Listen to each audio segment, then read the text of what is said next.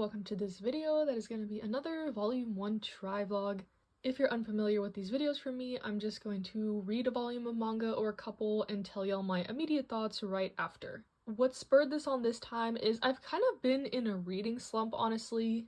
It's December and last month I just read one series, and that series has kind of consumed my mind and made me not want to read anything else. So today we're going to try out some new things, see what's out there. Also, please leave me recommendations in the comments for series you want me to start. There's been a lot of new stuff coming out that I'm interested in, but there's kind of a lot to choose from, so I'd like some suggestions. But for today, I do have a little bit of a selection. Everything shown from Yen Press or Isa Press was sent to me to review as a disclaimer, but I do have a couple series that I have bought on my own that I'm excited to try. So yeah, let's just get right into it. I've actually already read 2 volumes for this video last night, kind of in the same vein, and I kind of have the same opinion on both of these. So first, I read the one-shot All or Nothing by Shike, who I know is the author of Pink Heart Jam, which is a super popular BL manga coming out right now. But this one was a one-shot about these group of 4 guys. I can't tell if they're in college or high school. I think it's like a trade high school, because they're wearing uniforms, they live in dorms, but 2 of the boys are in the like automotive track and 2 of them are in the design track, so it gives a vibe of like a trade high school to me, like Dateko in Haikyuu. But 2 of the guys in the friend group end up telling the other 2 guys that they are dating, and our main 2 guys are like, huh, like that's kind of interesting. How did you guys, get together? How did you realize you liked each other? And through these questions, our main 2 start experimenting with each other about what it means to be in a gay relationship physically. So this is a pretty explicit, smutty little one-shot. Not really my thing, and honestly there's a little bit of kind of dubious consent situations that were uncomfortable. But the art was really good, and if you wanted to try something else from this author, I guess this is an option. Personally, I would not recommend it though. And in the same vein, like I said, we have the one-shot Praise Me When I'm a Good Boy. So this one I found more interesting than All or Nothing because I've never heard of this type of world. So it's pretty similar to Omegaverse, but people have the secondary gender of like a dom or a sub, and it affects them physically if they don't get their needs met. There's medications, suppressants, similar to Omegaverse. But I don't know if this is a thing or this is just a thing in this series, but I found that kind of interesting. Our main character is a sub. He's a high school teacher, and he gets dumped by his fiance when he tells her that he is a sub and he's been suppressing it this whole time. But in his kind of sadness and wallowing, he meets one of his former students who is a dom. He needs a place to stay, and they end up kind of in this arrangement, so to say.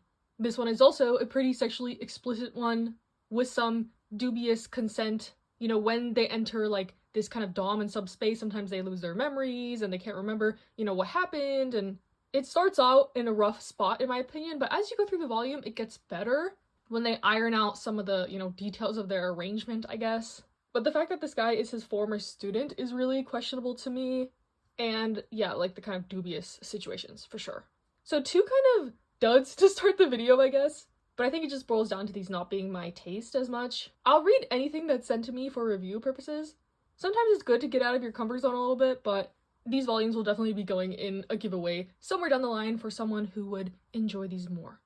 Okay, hello, I have read 1 more volume for this video so far, and that is volume 1 of Opposites Attract. So this is a series I picked up on my own, and I had just been seeing some really good reviews about it, and I was not disappointed. So this one is about these 2 adults who end up repeatedly running into each other while walking their dogs, and they develop a friendship through this. The gag is that their dogs are kind of opposite of their personalities. Our main male character is this big, strong firefighter, but he's secretly very wimpy inside, while his dog is this cute little Pomeranian, but she has a really strong will, while the female main character is small in stature, but she's super strong, while she has a big dog who is wimpy in personality. So kind of fun seeing the different personalities of the people and the dogs. And so far, it's a cute slice of life romance, and I really enjoyed it. Definitely a cute, fluffy read, and I want to read more volumes of this. I want to see how their relationship develops, and it's all heightened by these super cute dogs. I had a dog growing up. I don't have any pets right now, but I do love dogs. I like cats. I like birds. I'm just allergic to all of the above, so I would have to have a hypoallergenic pet, and also I can barely take care of myself, so I can't even imagine taking care of a pet right now. So I'll live vicariously through the manga. I'm happy I picked this up. I really enjoyed this first volume. Cute dog shenanigans with potential romance. What's there not to like? Okay, hello. I have read 2 more volumes for this video. Starting with volume 1 of I Tamed My Ex-Husband's Mad Dog. So this one is about our main character who is a princess, and her betrothed, the guy she's supposed to marry, ends up executing the order that gets her father killed, and she gets banished to this land. She's living a comfortable life, but she's miserable. She misses her father. She got betrayed by her ex-fiance, and she ends up getting the opportunity to go back in time to kind of rewrite the history. So her father is still dead, but instead of just like rolling over and wallowing in her sadness, she ends up stabbing her fiance. He doesn't die, but now she is branded as a criminal and gets banished to this kind of more desolate land where she meets this young boy who in the original timeline grows up to be her like ex-fiance's bodyguard, the mad dog, so to say. He's a really good knight, but now in this timeline she's meeting him when he's younger, and she decides she's going to take advantage of this, raise him as her knight to get her revenge in the future. This reminds me kind of the storyline with Eccles in Villains Are Destined to Die. In that one, the main character takes in this kind of slave boy and raises him to be her knight and potentially her love interest so she can, survive in the world. So yeah, I don't know, I always feel kind of bad for the kind of one that's being used in this situation. So in this situation, the kind of mad dog, younger boy, he obviously develops an attachment to our main character. He's 16 in this, while our main character is an adult. And I don't know if a romance is gonna, begin between them, and I don't think I would like that very much. And yeah, it kind of just makes me sad that he's being sort of groomed to be her knight when she knows the future and what's gonna happen. So even though I like kind of the political implications of this, there's some things about the potential, relationships that are developing. So I don't think I will be continuing this one ultimately, but the art is stunning, as with, pretty much all of Isa Press's releases. And if you like this sort of revenge-based story, I think you might like it. And along with that, I read another volume 1 that was kind of centered on revenge, but we have Men of the Harem. So this one I was actually definitely excited to read. I was actually at the Anime Expo panel when Yen Press announced this one was coming out. It's by the same creator as The Remarried Empress, which is one of my favorite manhwa. But this one is about this princess. She falls in love with a prince from a neighboring kingdom, but he gets called to war because his brother is trying to, take the throne. And while he's gone, she's been patiently waiting for her love to come back from war or whatever. But turns out his faction wins the war, and he ends up having to marry this girl from one of the supporters in the war.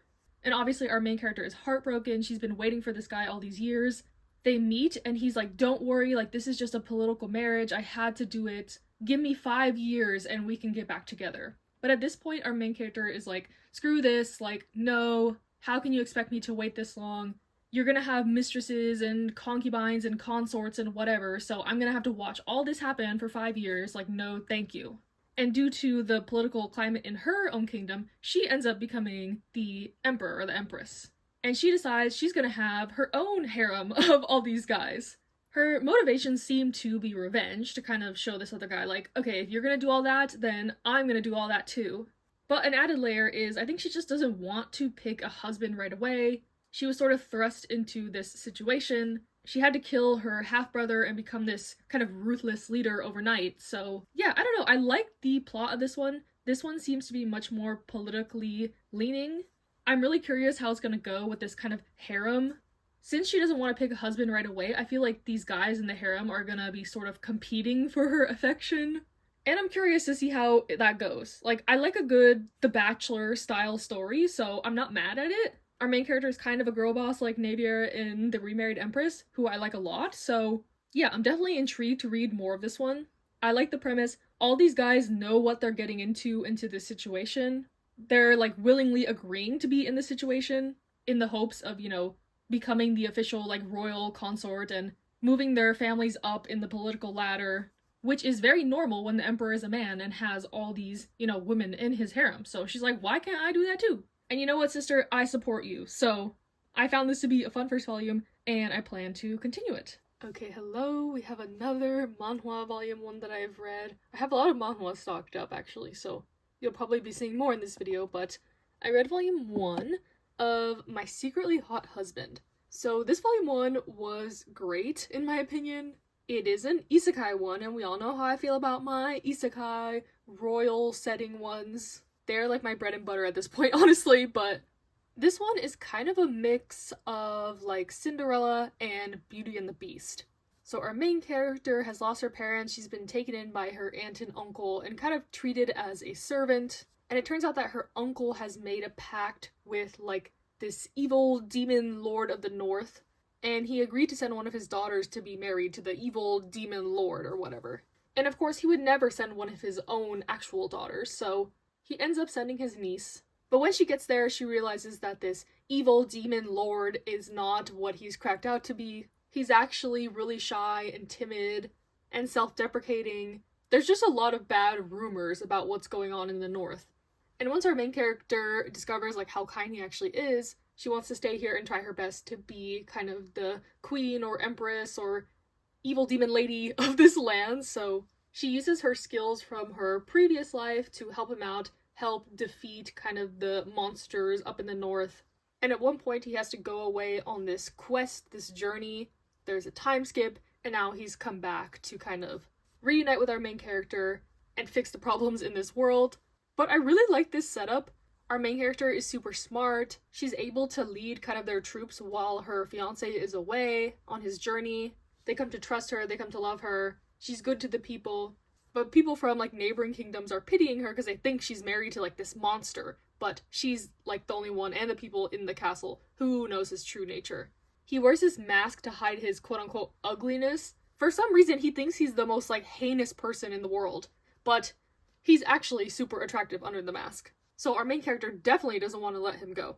So even though I'm not quite sure what the direction of this story will be, if it's going to be more like political leaning, romance leaning, if more issues will arise with kind of the isekai aspects of the story, I'm not sure, but I'm really vibing with it so far. I like the art, I like the characters, I love me some good isekai of course, so yeah, this is definitely my favorite of the 3 manhwa I've read so far in this video.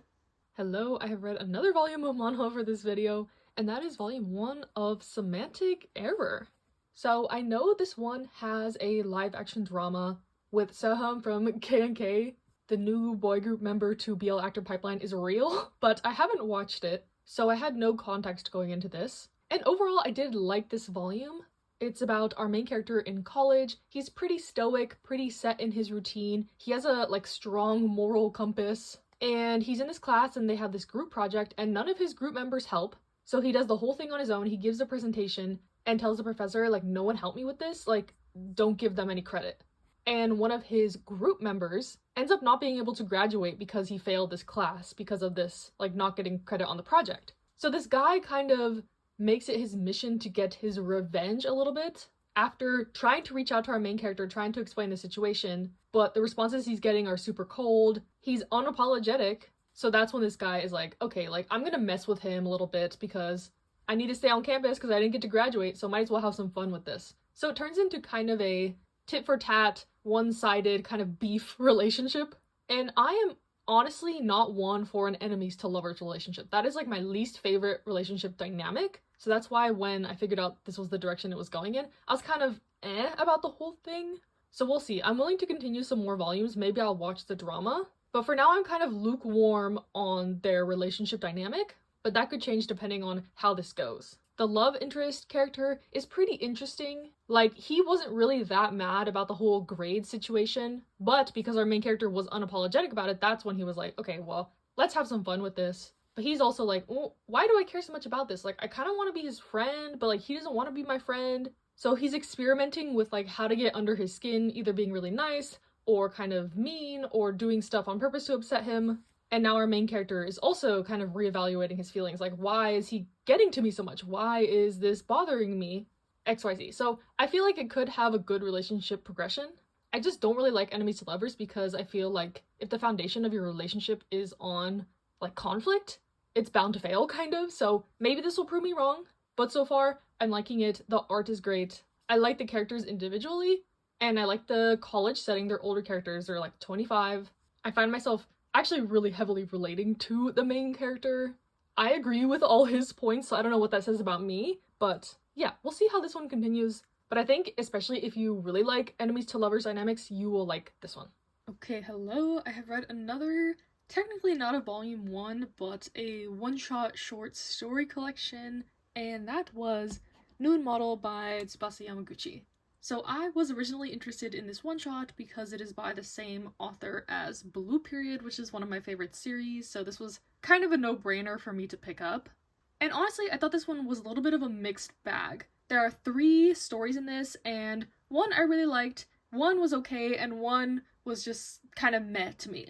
The title story, Nude Model, is about this delinquent high school guy. He really looks like Yatara from Blue Period, and he loses a bet to his friends, and the punishment is that he has to try to have sex with this artist girl in their class. She's kind of weird, she's kind of cold, she's kind of standoffish, but in getting to know her, he ends up becoming a nude model for her art. So I thought this was an interesting look into him as a character, because the girl kind of immediately clocks this persona that he puts on, and his true kind of personality comes out when he's in this very vulnerable state, I guess. So I thought that one was nice.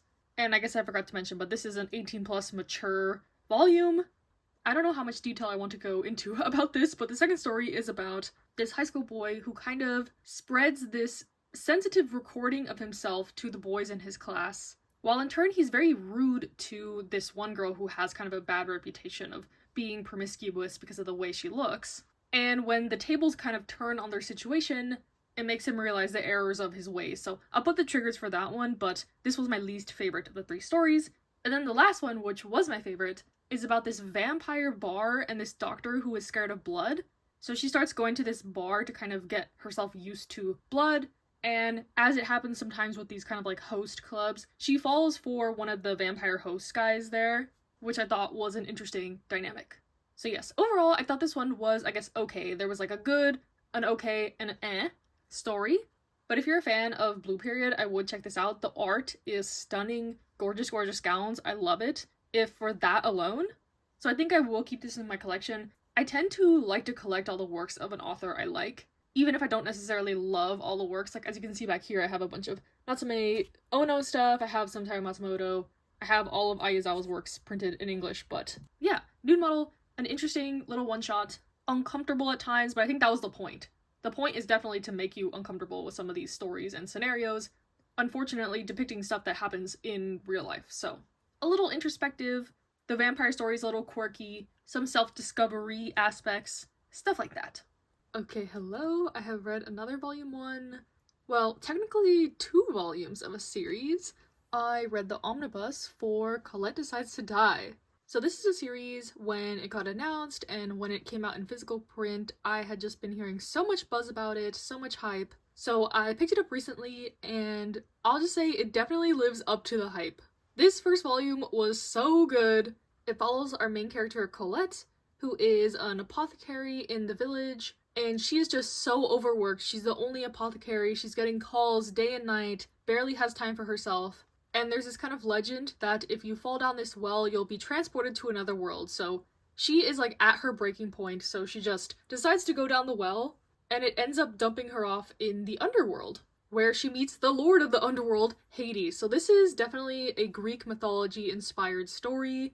From the synopsis, I thought it would be kind of like a Persephone Hades retelling, and it's very, very, very loosely that, I guess. When she meets Hades, he has a fever, he has like this rash all over his skin, and as an apothecary, she just can't let someone like be in distress like this, so she ends up taking him on as a patient, and this meeting kind of brings back her spark for her job. He is also kind of a workaholic, which is the reason he's never gotten better from this illness, because he just doesn't rest, doesn't stop.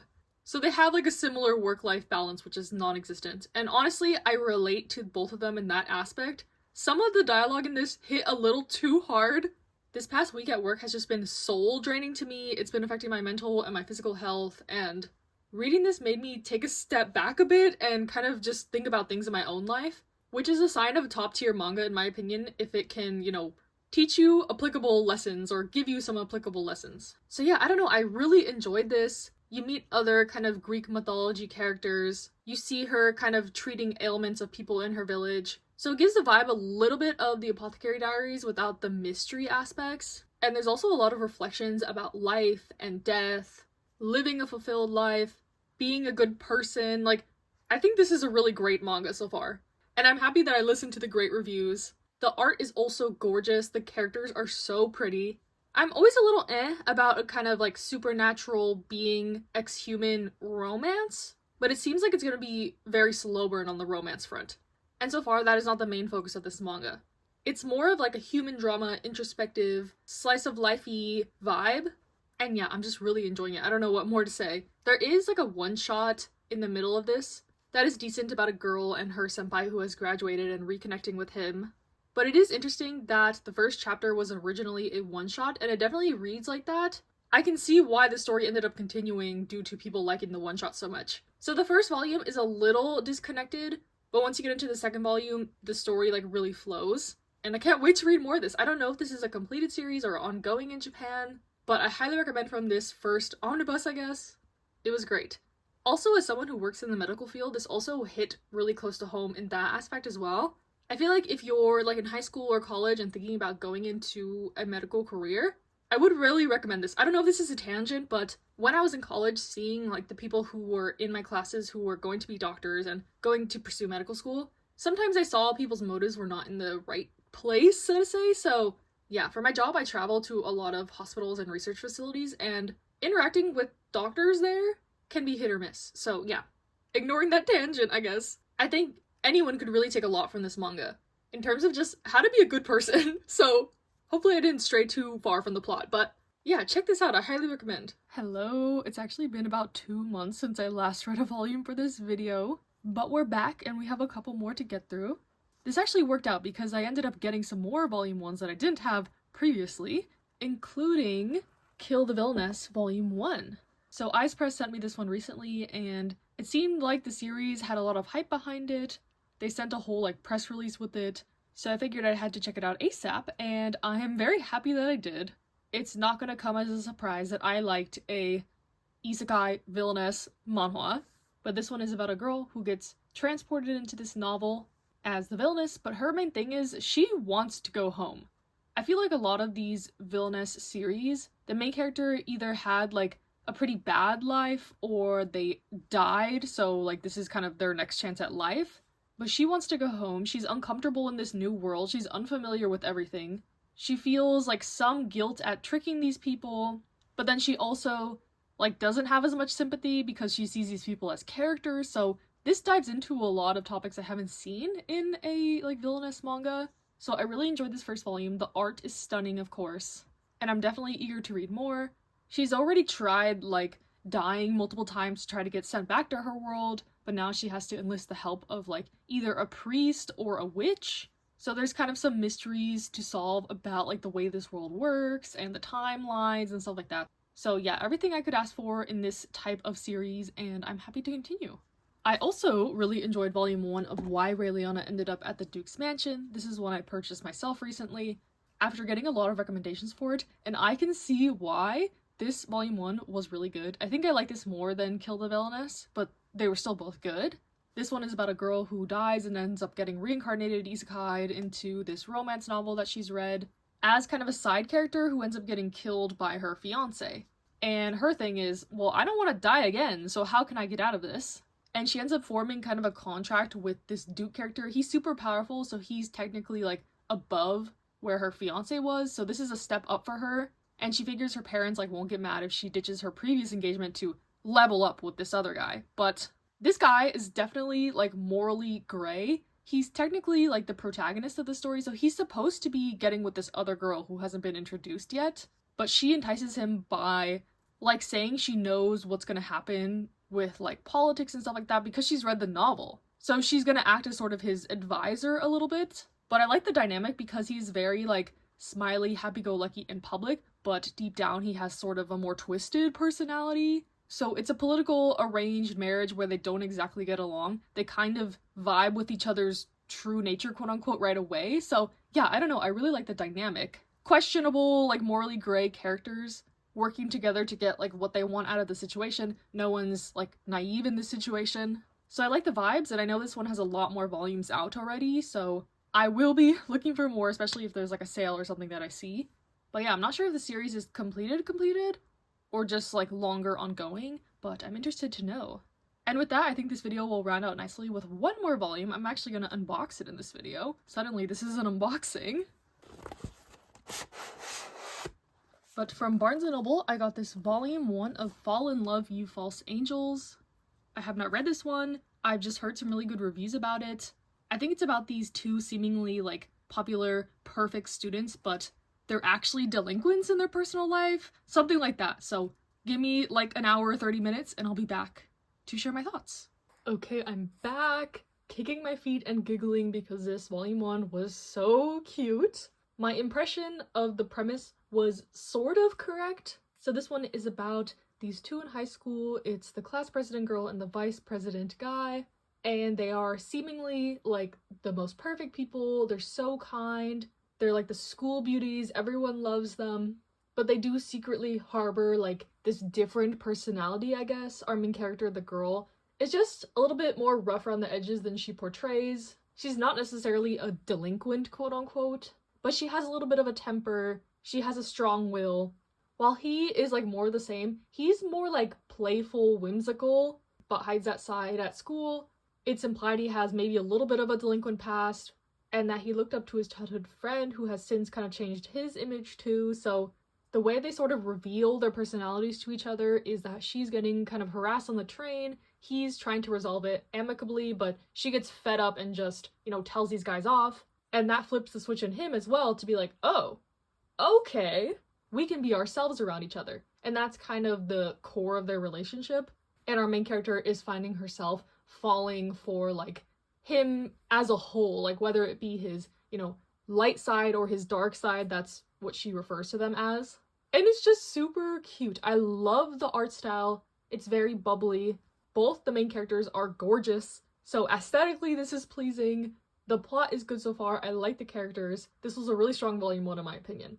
So I'm curious to see how this will progress. Like in this first volume, they kind of use their powers for good, I guess, as you could say. There's this creepy teacher who they team up to like kind of get fired from the school. So I don't know if it's going to go in the direction of more them doing this kind of thing, like being undercover to do good, or it's just going to be like a straight up romance, or yeah, I'm really curious to see like their backstories and why they've sort of resulted to hiding their personalities and putting up this perfect front. Yeah, super interested to read more of this one. And that'll be the end of the volume 1s for this video. I'm glad I was able to top it off a little bit with some good ones. So let me just pull everything together and give my final thoughts. Since it's been so long since I've read a majority of these volumes, now I can tell you which ones I have, pre-ordered, but I'll start with the ones I disliked, I guess. We have these couple of BL one-shots that didn't really stick out to me, of course. Had some themes that weren't really to my taste, as we discussed. And also, I tamed my ex-husband's mad dog. Just didn't like the premise of this one, and kind of the implications moving forward with the romance, potentially. Just not my thing. And then I have some of the, ones in the middle, but not bad, because I have pre-ordered the next volume with Semantic Error and Men of the Harem. These ones I liked enough to continue to, see to the next volume and kind of decide from there, I guess. I think volume 2 of Semantic Error is actually the last volume. So I guess I will finish this series, and then Men of the Harem, we'll see. This one is on Webtoon also, so if I'm still, on the fence after volume 2, I could read way more of it on Webtoon for free. So I like these, but they weren't my faves from this crop. Same with Noon Model. It was kind of a mixed bag in terms of, the short stories in this one. I think I will keep this in my collection for now because I like Blue Period and I like to have works from the same authors.